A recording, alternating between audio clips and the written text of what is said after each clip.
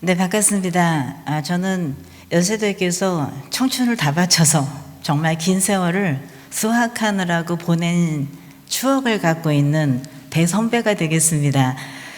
여러분 풋풋한 얼굴을 보는 것 그 자체가 얼마나 영광이고 기쁨인지 참 감사하는 순간입니다.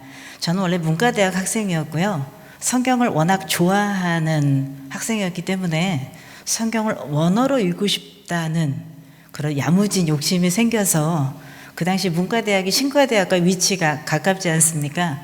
그래서 강의 계획서를 뒤져봤더니 히브리어가 있더라고요. 신학과 3학년 과목으로. 그래서 이걸 들으면 되겠다 해서 제가 빈 시간을 찾아서 히브리어 수강 신청을 하고 그 당시 박준서 교수님으로부터 히브리어를 직접 배웠습니다.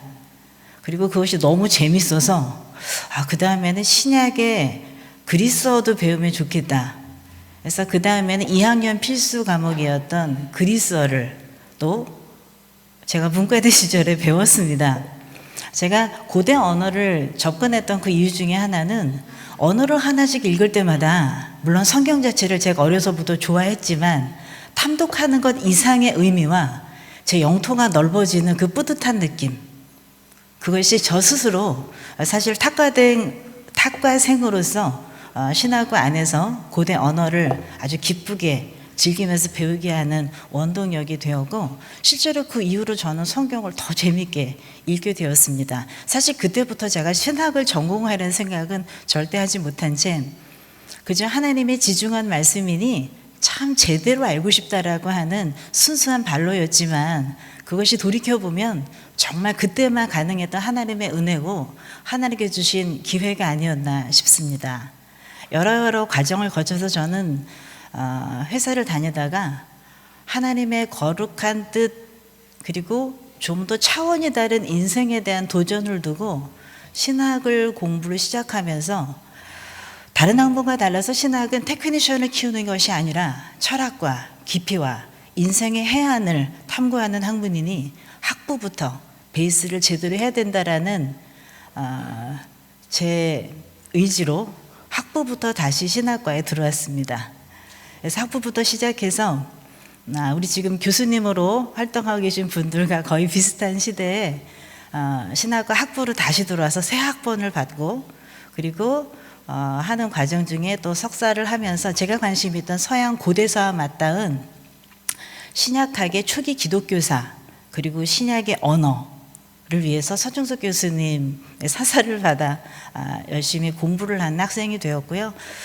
목회자가 되려는 것은 사실 굉장히 나중에 뜻이 되었지만 하나님께서 인도해 주셔서 제가 박사 과정까지 하고 신약학을 하나님의 말씀의 성서를 그 당시 살아있던 언어로 내게 말을 걸어오는 그것이 너무 매력이 있어서 사실 제가 목회적 다짐과 상관없이 학문으로서 아주 너무 즐겁게 공부를 했던 기억이 있습니다. 이렇게 해서 제가 어쩌다 보니 대한예수교 장로회 통합 측 목사가 되고, 최근에 제가 소망교회에서 파송한 서초 소망교회 담임 목사까지 되었습니다. 사실 가끔 정신이 들어보면 내가 이걸 하고 있는 게 맞나? 그리고 연세동산에서 너무나 즐겁고 재밌게 새로운 인문과 꿈과 즐거움과 모든 것을 자유를 갈구하던 내 모습은 어디 가고 내가 이걸 왜 하고 있지? 라고 하는 의문이 들 때도 있으나 다시 한번 생각해 봅니다. 정말 잘한 결정이었구나. 세상에 내가 태어나서 20대, 30대 할 수 있는 결정 가운데 이거보다 더 좋은 것이 있었을까? 라는 생각이 들 정도로 하루하루 제 과거의 선택과 지금 맞닿아 있는 현재의 모습을 즐거워하며 기뻐하며 의미를 부여하며 살고 있습니다. 그 한복판에 제 어린 추억이 담겨 있던, 그리고 제가 학부부터 다시 하면서 좋은 교수님 밑에서 또 좋은 학우들과 더불어서 제 꿈과 제 지적인 세계를 잘 정립해왔던 바로 이곳, 물론 장소는 달라졌습니다만 이곳에서 여러분 후배들, 그리고 비슷한 고민을 하고 있고 또 지금 확정되지 못한 불안을 갖고 있는 분들을 함께 할 수 있다는 것이 저는 좋은 기회를 생각하며 이 자리에 섰습니다. 어떤 말씀으로 함께 하면 좋을까 하다가 주신 말씀이 이것이었어요. 요즘은 여러 제도가 달라져서 신앙을 갖지 않은 채로도 신학 학부 학문을 할 수 있는 시대가 되었더라고요. 저는 이 또한 아주 아름다운 기회라는 생각이 듭니다. 다른 방법으로는 복음과 성경, 기독교라는 세계에 접근하기 어려웠던 분들이 또 다른 차원에서 진중하게 학문의 세계에 발담을 수 있다는 것이니 이 청춘의 가장 좋은 시기에 맞닿은 이것이 분명히 사고의 체계를 세우고 내가 갖고 있는 신념의 체계 가운데 분명히 다른 의미로 깃드는 기간이라고 믿습니다. 신앙이 아니어도 괜찮습니다. 하지만 인생을 움직이는 보이지 않는 세계가 분명히 존재하는데 그 세계가 내 합리화, 내 논리와 인과율로 되지 않는 그것이 있더라 라는 걸 인정하는 것부터 어른이 되는 것 같습니다. 저는 여러분 모두가 어른이 되면 참 좋겠습니다. 이미 한국이 대한민국의 법적인 성인으로 살고 계시지만 여러분이 어른이 되면 참 좋겠습니다. 기독교가 아니어도 괜찮습니다. 내 신념의 체계를 내가 가르고 벼르고 내가 결정하고 그 안에서 그 룰 안에서 내 삶을 번듯하게 의미 있게 살아가는 그 작정을 분명히 캠퍼스 안에서 하면 좋겠습니다. 호교적인 얘기를 굳이 하고 싶지는 않습니다. 왜냐하면 복음이라고 하는 것은 워낙 강력한 것이기 때문에 아주 흡인력 있는 자석처럼 언젠가는 준비된 영혼을 빨아들이기 때문이죠. 그렇기 때문에 마음이 쉽게 내가 신앙적이 되지 않는다고 해서 초조할 필요도 없습니다. 분명히 나보다 넓은 품을 가진 하나님께서 여러분 한 분 한 분의 삶을 주목하고 훈계하고 계시고 지금도 여기 왜 왔는지 모르겠는 마음으로 오셨을지라도 하나님께서 그 가벼운 마음조차 들어쓰시는 아주 크신 주님의 손길을 저는 믿습니다. 오늘 설교이기 때문에 말씀을 전하기 위해서 고심하다가 야곱이라고 하는 인물을 소개하고 싶었습니다. 야곱은 믿음의 조상 아브라함, 이삭, 그 다음에 나오는 아주 중요한 신앙 캐릭터입니다. 성경에 관심이 없는 분도 야곱이라고 하는 캐릭터를 연구하다 보면 재미를 느낄 수 있습니다. 너무나 드라마틱하며 그리고 그 반전이 이루어지는 그리고 너무나 잔머리 굴리는 인간 군상의 표본, 하지만 결국은 해피엔딩으로 이루는 누구나 후덕하게 그 결과를 나눌 수 있는 아름다운 샘플이기 때문입니다. 야곱 이야기 가운데 오늘 이야기는요, 제가 잠깐 요약을 할게요. 형제였습니다. 쌍둥이 형제였는데 이 당시 장자권, 맏아들의 권한이 무척 컸던 그 시대에 야곱은 둘째 아들이었어요. 생각해보니 장자권을 갖고 있는 형이 모든 걸 다 가져갈 텐데 나는 불리하겠구나 해서요, 여러 가지 머리를 써서 장자권을 빼앗습니다. 아주 지략적으로 도와주는 사람도 있었어요. 뺏었어요. 자, 그런데 이걸 뒤늦게 알고 성질 대단한 형이, 그것도 엄청 상남자인 형이 야곱을 죽이겠다고 달려든 겁니다. 야곱은 어떻게 해야 될까요? 목숨을 부지해야 하니 그 길을 떠납니다. 자기를 보호해준 울타리를 떠나서 어머니 아버지가 있는 포근한 가정을 버리고 멀리 이방인 도망자의 삶을 시작했어요. 여태까지는 고이고이 그 안에서 엄마의 사랑을 받으며 모든 것이 다 구비된 곳에 내가 먹고 눕고 자기만 하면 됐는데 이제 모든 것을 나 혼자 해결해야 되는 노숙인으로 전락한 겁니다. 길 떠난 지 첫날 밤 진짜 길거리에서 잠을 자게 되었네요. 텐트도 없고 숙소도 없습니다. 수중에 돈도 충분하지 않았을 것 같아요. 어떻게 자야 할까요? 찬이슬을 맞으며 이 노상에서 어떻게 자야 할까요? 몸은 기진하니 몸은 누웠습니다. 목을 베일 무언가를 찾았는데 마땅한 포근한 것은 없고요. 단단한 돌. 하지만 베고 누우면 될 만한 돌이 보이네요. 그 돌을 주워서 결국 베고 잡니다. 찬 물건을 짜고 노상에서 잠을 잔다. 굉장히 위험한 일인데 야곱에겐 다른 초이스가 없었습니다. 그래서 잠이 들지요. 아마 엎치락 뒤치락 오지 않는 잠을 청하면서 그 밤을 보낼 때 꿈에 환상 가운데 하나 이미지가 나타납니다. 그것은 바로 뭐냐면 저 하늘까지 이어진 사닥다리, 라고 하는 표현 우리 성경에 담겨 있는데 창세기 28장 12절에 보면 하늘에서부터 땅까지 이어진 사닥다리가 하나 이어졌다는 것입니다. 동화 같지요. 그런데 그 사닥다리 위에 천사가 오르락 내리락 하면서요, 하나님의 음성이 들립니다. 그리고 약속해 주십니다. 너가 누워있는 땅 모든 것을 내가 너에게 줄 것이다. 너가 분명히 무사히 돌아올 것이다. 그 꿈을 꾸고 일어나지요. 아마 아무것도 막막하고 마음에 시린 채 좌절만 가득했던 야곱에게는 그 축복의 말이 정말 사막에서 맞는 오아시스처럼 단물처럼 정말 너무나 기쁜 것이었을 것입니다. 그래서 야곱은 그 당시 바로 이 생활 가운데서 분연히 떨치고 일어납니다. 그리고 세 가지의 행동을 합니다. 그리고 바로 그것은 아무것도 변한 것이 없는 야곱의 삶이지만 야곱의 이후의 삶을 완전히 바꾸는 큰 전환점이 됩니다. 세 가지를 새롭게 합니다. 하나가 뭐냐면요, 우리 읽으신 말씀에 보면 베고 자던 돌을 가져다가 18절에 기둥으로 세우고 라는 표현이 나옵니다. 같은 돌입니다. 같은 돌인데 베개를 할 때 누워 있었겠죠. 그런데 그 돌을 가로가 아니라 세로로 바꾼 겁니다. 첫째, 방향을 바꾼 겁니다. 방향을 새롭게 한 겁니다. 물질은 똑같아요. 그런데 방향만 바꾼 겁니다. 그런데 완전히 다른 물건이 되지요. K-pop 데몬 헌터스라고 넷플릭스를 통해서 배부가 되었으며 지금 빌보드 차트 10주 이상의 1위를 계속 거머쥐고 있는 노래가 있죠. 골든이라고 하는 노래가 있습니다. 그리고 그 대표적인 가수 3명 중에 리드 보컬인 루미 이야기를 여러분 들으셨을지 믿습니다. 루미라고 한 얘기가 되는데요. 그분은 원래 한국의 미국인이죠. 김은재라고 하는 여성 가수였는데요.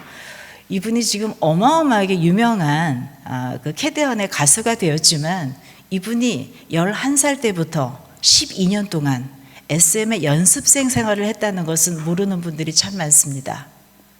더군다나 데뷔하지도 못한 채 그 당시 소녀시대나 수많은 걸그룹들이 데뷔할 때 그 그룹에 끼지를 못하고 그대로 낙오됩니다.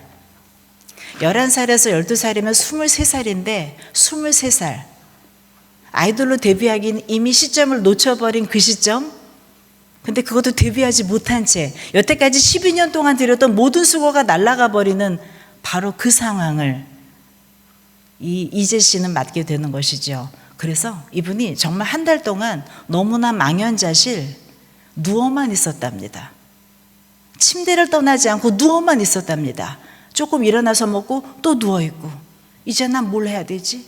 내가 11살부터 사춘기를 다 지나도록 내 열정을 다 부은 이것이 다 사라졌으니 난 이제 뭘 해야 하지? 누워만 있었답니다. 그런데 어느 날 내가 이렇게 살면 안 되겠다 그래서 일어섰다는 거예요. 가로로만 누워있던 내 몸의 상태를 세로로 일으켰다는 거예요.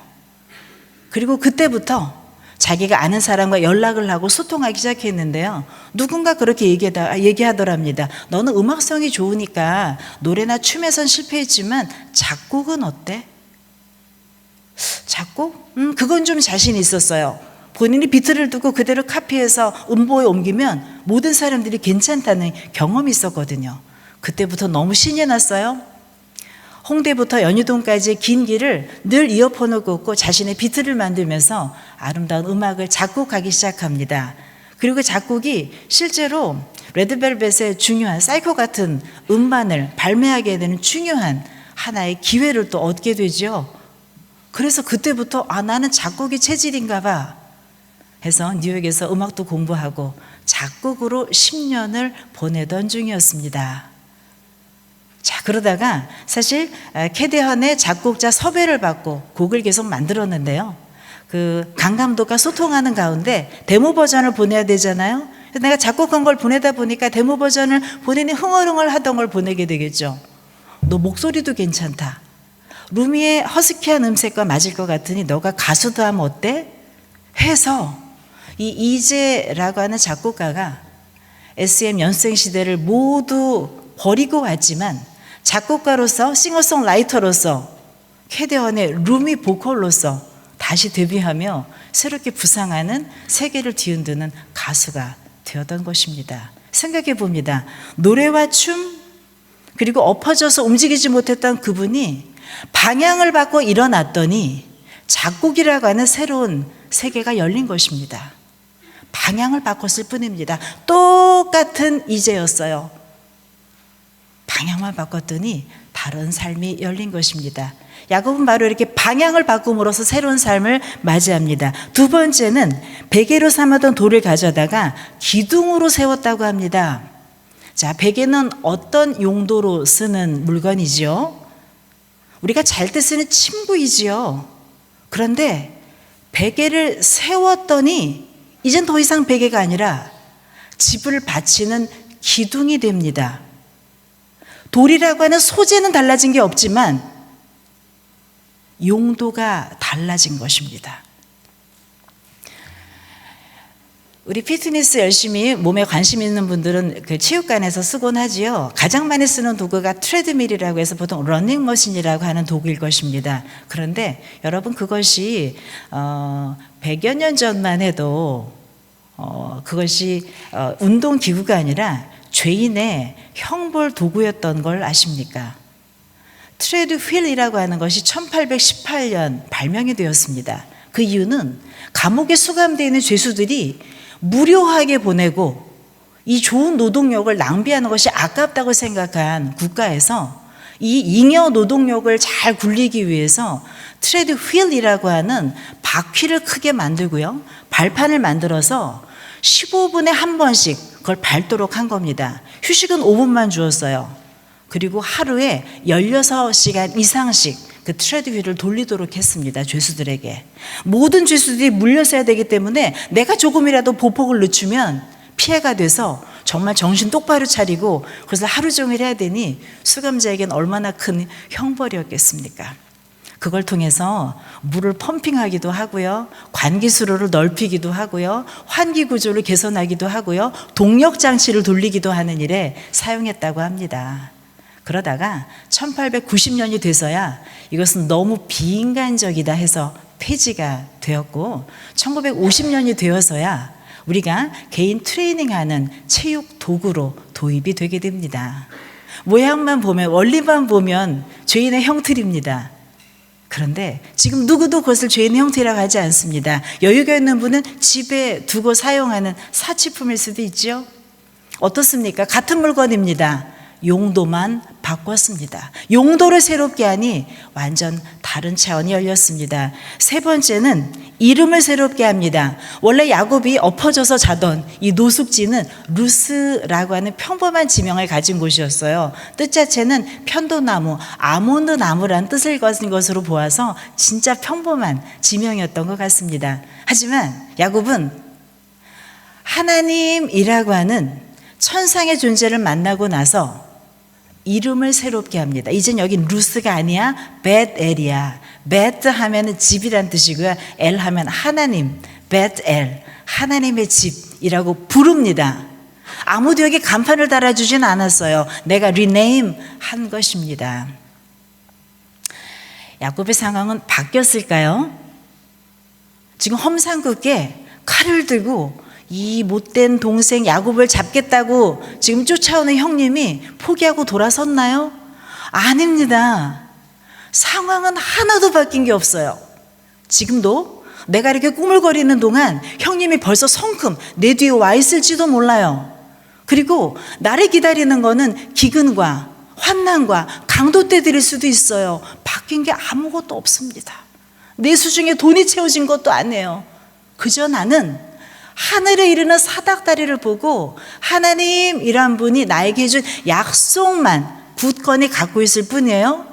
그리고 내 마음으로 새롭게 한 세 가지밖에 없는 것입니다. 하지만 마음을 새롭게 한, 방향을 새롭게 하고 용도를 새롭게 하고 이름을 새롭게 한 이 세 가지는 이전의 야곱과 이후의 야곱의 삶을 완전히 다른 것으로 인도해 버렸습니다. 실제로 야곱은 이후에 정말 사람들 뒤통수만 치는 그 야비한 인생이 아니라 실제로 몸소 이웃을 섬기고 그리고 하나님의 증거를 실제 인생으로 경험하면서 그것을 몸으로 체득해내고 전하는 사람으로 바뀌게 되지요. 그게 바로 야곱의 힘의 위력이었습니다. 우리 말씀 하나 보겠습니다. 마가복음 말씀인데요. 마가복음 2장 21절로 22절 말씀입니다. 함께 읽어볼까요? 생배 조각을 낡은 옷에 붙이는 자가 없나니 만일 그렇게 하면 기운 새 것이 낡은 그것을 당기어 헤어짐이 더하게 되느니라. 새 포도주를 낡은 가죽 부대에 넣는 자가 없나니 만일 그렇게 하면 새 포도주가 부대를 터뜨려 포도주와 부대를 버리게 되리라. 오직 새 포도주는 새 부대에 넣느니라. 자, 지금 새가 2번 나왔습니다. 그런데 괄호 열고 표기된 그리스어가 다릅니다. 앞에 새 포도주의 새는 네오스라는 말입니다. 네오스란 말은 우리가 지금 영미계 단어에 그대로 남아있는 뉴에 해당하는 말입니다. 네오크리티시즘 그러면 신비평주의 그렇게 얘기를 하지요. 진짜 새로운 것입니다. 진짜 없던 게 새로 나타난 것. 뉴스, 네오 맞습니다. 그런데 새 부대라고 되어 있는 카이노스라고 하는 단어는 같은 새로 번역하지만 뉘앙스가 다릅니다. 새로운 건 맞는데 없던 것이 완전히 뿅 하고 새로 나타난 것이 아니라 기존에 있던 것인데 새롭게 설정되는 것, 그것을 카이노스라고 얘기합니다. 실제로 마가복음 2장의 이 본문은 유대교, 과거의 유대교가 예수 그리스도의 오심으로 말미암아서 새롭게 결정되는, 새롭게 열리는 믿음의 체계를 설명하고 있는 것이지요. 하지만 완전히 기독교 그리스도가 완전히 새롭게 출현한 것이 아니라 기존의 유대교의 베이스 안에서 출현한 것이다. 하지만 질적으로 새로워지지 않으면 그 부대는 터지고 만다 라고 하는 유대교의 갱신을 촉구하는 아주 중요한 신학적인 예수님의 외침이 되겠습니다. 어떻습니까? 우리는 네오스를 참 원합니다. 집도 새 거면 좋겠고 노트북도 새 거면 좋겠고 핸드폰도 새 거 나오면 새 거 바꾸고 싶고 친구도 마음에 안 들면 새 친구 만나고 싶고 하지만 우리 인생에 완전한 네오스를 만나는 건 여간 쉽지 않습니다. 오늘도 여러분 아침에 학교 올 때 공부 열심히 해야지 하고 왔지만 또 아침에 또 졸고 또 채플이 언제 끝나나 하는 마음으로 앉아 계시고 또 후에도 뭐가 있고 밀린 우리 입사 지원서부터 여러 가지 과업들이 여러분의 숨을 조여올지 모르겠습니다. 하지만 네오스를 추구할 수 없다고 그래서 너무 마음 상하지 마십시오. 하나님께서 우리에게 카이노스의 기회를 주셨습니다. 야곱이 실제 허허벌판에서 아무것도 의지할 수 없이 던져졌지만 그 안에서 새로움을 삼중으로 경험하고 스스로 결단하면서 방향과 용도와 이름을 바꾸면서 카이노스를 선언했을 때 야곱의 삶은 완전히 다른 삶이 되어버립니다. 권합니다. 여러분들 많은 고민과 쉬지 않는 여러 가지 작업을 하면서도 내 몸이 부지런히 하면서도 마음의 안정을 찾지 못하는 과정에 계시다면 네오스보다 카이노스를 구하십시오. 그것은 내 손에 담겨 있습니다. 유영광이라고 하는 작가가 있습니다. 2025년에 소원을 이루어주는 섬이라고 하는 책을 냈더라고요.